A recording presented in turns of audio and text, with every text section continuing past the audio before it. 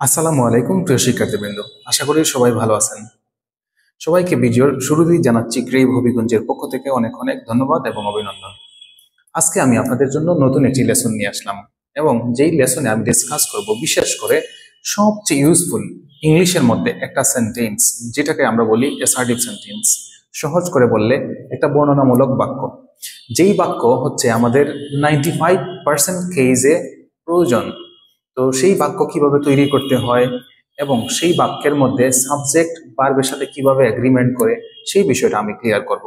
তো সবাই আশা করি শেষ পর্যন্ত ভিডিও দেখবেন এবং এই জায়গা থেকে আপনার অ্যাসার্টিভ সেন্টেন্স বলতে বর্ণনামূলক বাক্য আপনি আনলিমিটেড লিখতে পারবেন, আমি বিশ্বাস করি। আমরা জানি আইএলটিএস এর স্পিকিং এর ক্ষেত্রে এবং রাইটিং এর ক্ষেত্রে ম্যাক্সিমাম কেসে এই সেন্টেন্সের ব্যবহার হয়ে থাকে। তো আসেন আমরা সেই অ্যাসার্টিভ সেন্টেন্সটা দেখে নিই। তো অ্যাসার্টিভ সেন্টেন্স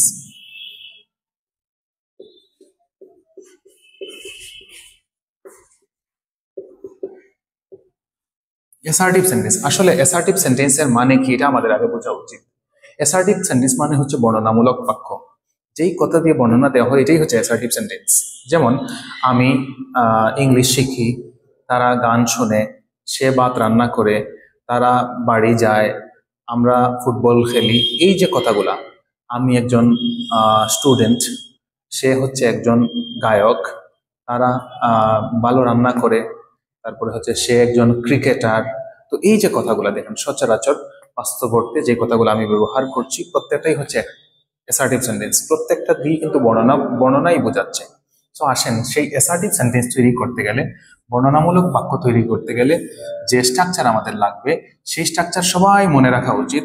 সেই স্ট্রাকচার হচ্ছে subject plus verb plus object. এই হচ্ছে আমাদের বর্ণনামূলক বাক্য তৈরি করতে গেলে যে স্ট্রাকচার লাগবে এটা। প্রথমে আছে সাবজেক্ট, তারপরে আছে ভার্ব, তারপরে হচ্ছে অবজেক্ট। তো এখানের মধ্যে আমি যদি ক্লিয়ারলি এক্সপ্লেনেশন দিই তাহলে হচ্ছে সাবজেক্ট মানে কি, একটা বাক্যের মধ্যে যে কাজ করবে বলতে যে কর্তা থাকবে ওই কর্তাই হচ্ছে সাবজেক্ট। যেমন আমি ক্রিকেট খেলি, এই জায়গার মধ্যে ক্রিকেট খেলাটা হয় আমার দ্বারা, দ্যাট মিনস আমি হচ্ছে এখানে সাবজেক্ট। তারা ভাত রান্না করে, তাহলে এখানের মধ্যে তারা হচ্ছে সাবজেক্ট। সে সে প্রতিদিন ক্লাস করে, এখানের মধ্যে ক্লাসটা তার মাধ্যমেই করা হয় যার কারণে সে হচ্ছে এখানে সাবজেক্ট। তারপরে যদি বলি আমি রাহুল মোটর বাইক চালায়, তাহলে এখানের মধ্যে মোটর বাইক চালানো হয় রাহুলের দ্বারাই, দ্যাট মিনস রাহুল হচ্ছে এখানে সাবজেক্ট। দ্যাট মিনস যে কাজ করবে বলতে যে কর্তা থাকবে সেই হচ্ছে সাবজেক্ট। তারপরে হচ্ছে ভার্ব। ভার্ব এখানে দেখেন, এখানে কিন্তু মেইন ভার্ব কিংবা অক্সিলারি ভার্ব নাকি অন্য কোনো ভার্ব, মডেল ভার্ব নাকি কোন ভার্ব এটা বলা হয় নাই। দ্যাট মিনস সাবজেক্টের পরে একটা ভার্ব আসবে এবং একটা এরপরে অবজেক্ট অংশ কিংবা এক্সটেনশনও বলতে পারেন, বাকি অংশ থাকবে। এটাই হচ্ছে অ্যাসার্টিভ সেন্টেন্সের রুলস এবং এটাই হচ্ছে নিয়ম। তো দেখেন এখানের মধ্যে অ্যাসার্টিভ সেন্টেন্সের ক্ষেত্রে আমরা জানি যে কথাগুলা, যেমন রাহুল গান গায়, ধরেন এই একটা কথা রাহুল গান গায়। এই যে রাহুল গান গায়, এই যে কথা বাস্তব কথা এবং এটা বর্ণনামূলক বাক্য, এটা দিয়ে কিন্তু এটা বর্ণনাই দিচ্ছে যে রাহুল গান গায়। তো এই বাক্যের মধ্যে আমরা জানি সাবজেক্ট হচ্ছে এখানে রাহুল, তাহলে রাহুল দিলাম আমি সাবজেক্ট অনুযায়ী রাহুল। তারপরে আসবে ভার্ব।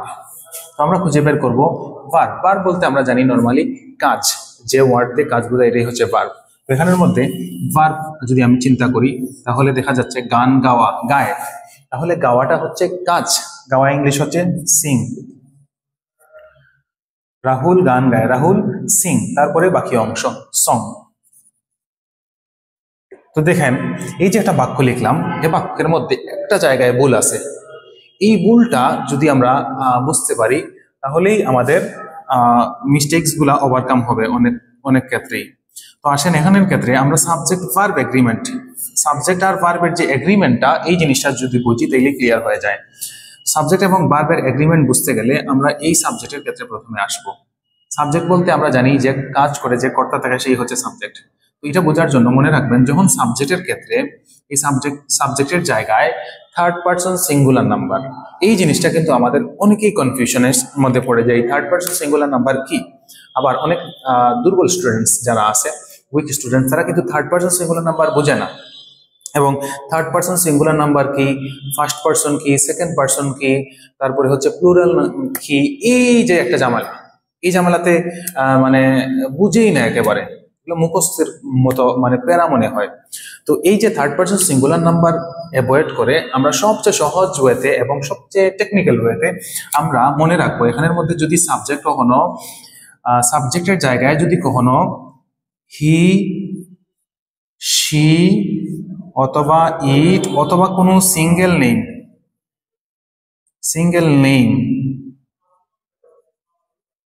এই যে হি, শি, ইট বা single name, directly third person singular number মুখস্থ করার কোনো দরকার নাই, বোঝার কোনো দরকার নাই। ডিরেক্টলি মনে রাখবেন, সাবজেক্টের জায়গায় যদি হি, শি, ইট বা কোনো সিঙ্গেল নেম আসে, তাহলে এর পরে যে মেইন ভার্ব থাকবে, কারণ হচ্ছে অক্সিলারি ভার্বের শেষে এস বা ইয়েস ইউজের কোনো প্রশ্নই আসে না বা কখনো হয়ও না।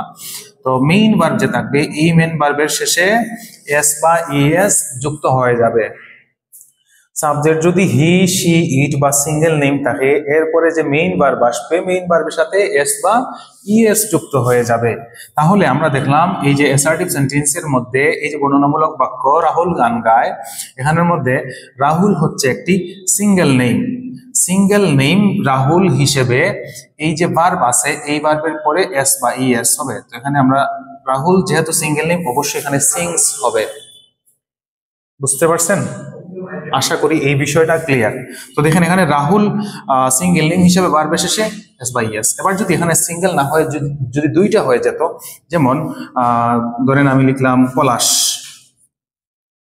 পলাশ এন্ড রাহুল, তখন দেখেন আর সিঙ্গেল নেমের মধ্যে থাকে না, দুইটা নাম হয়ে যায়, বিদায় এখানে পরে আর এস বা ইএস এড হবে না, রাইট? এই হচ্ছে সাবজেক্ট আর ভার্বের এগ্রিমেন্ট। সাবজেক্ট যখন হি, শি, ইট সিঙ্গেল নেম থাকবে, তখন ভার্বের এগ্রিমেন্টটা হচ্ছে তার সাথে এস বা ইএস দিতে হবে। এই হচ্ছে একটা মানে পলিটিক্স গেল অ্যাসার্টিভ সেন্টেন্সের ক্ষেত্রে। এবার আসেন আরো একটা পলিটিক্স আপনাদেরকে আমি ভেঙে ভেঙে বলি।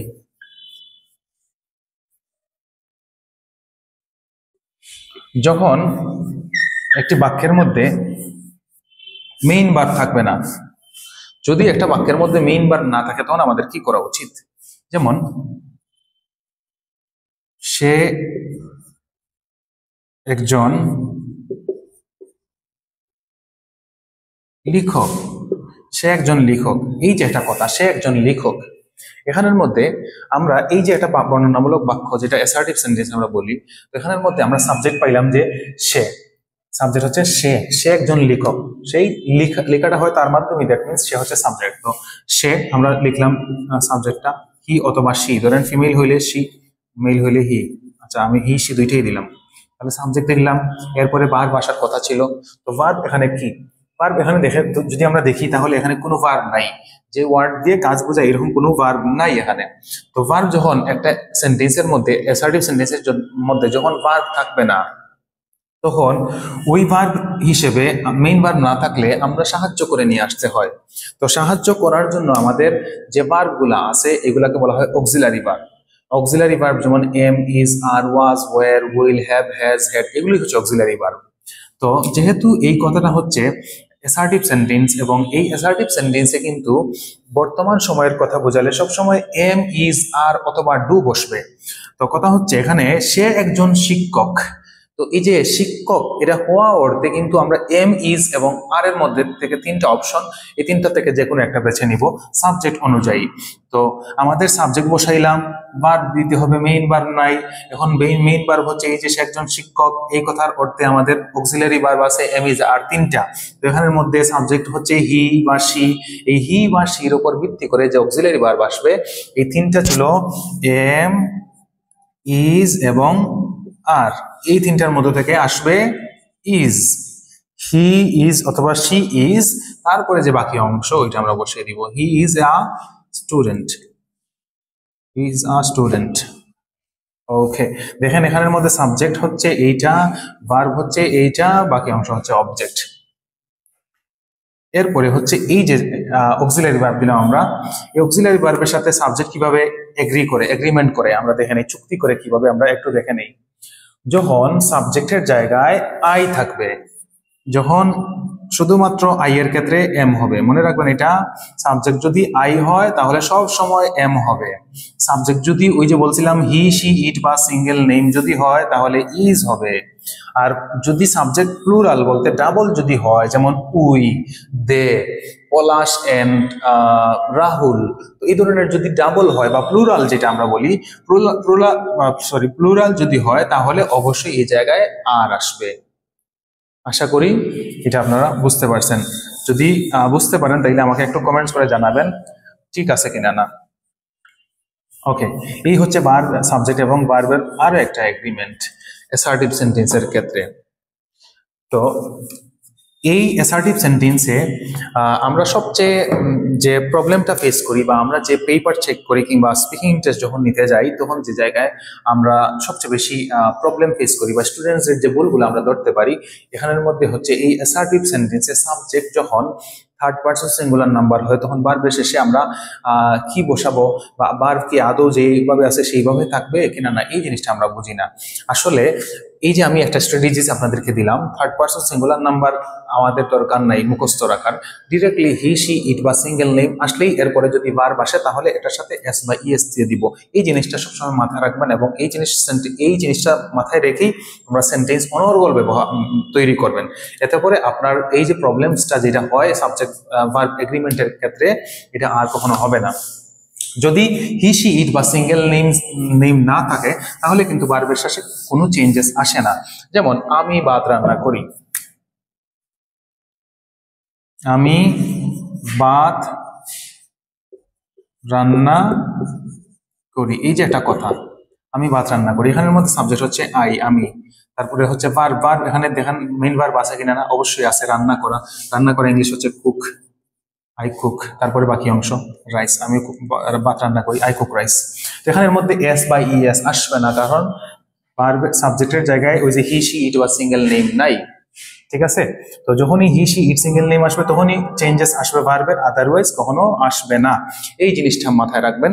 এবং যখন মেইন ভার্ব থাকবে না তখন সাবজেক্ট অনুযায়ী আমাদের যে অক্সিলারি ভার্বগুলো বরাদ্দ করা আছে আমাদের জন্য অ্যাসার্টিভ সেন্টেন্সের জন্য, সেগুলো আমরা অ্যাপ্রোপ্রিয়েট ওয়েতে নিয়ে আসবো। তো এই ছিল আমাদের আজকের লেসন, এই ছিল আমাদের যে অ্যাসার্টিভ সেন্টেন্সের শর্টকাট এক্সপ্লেনেশন।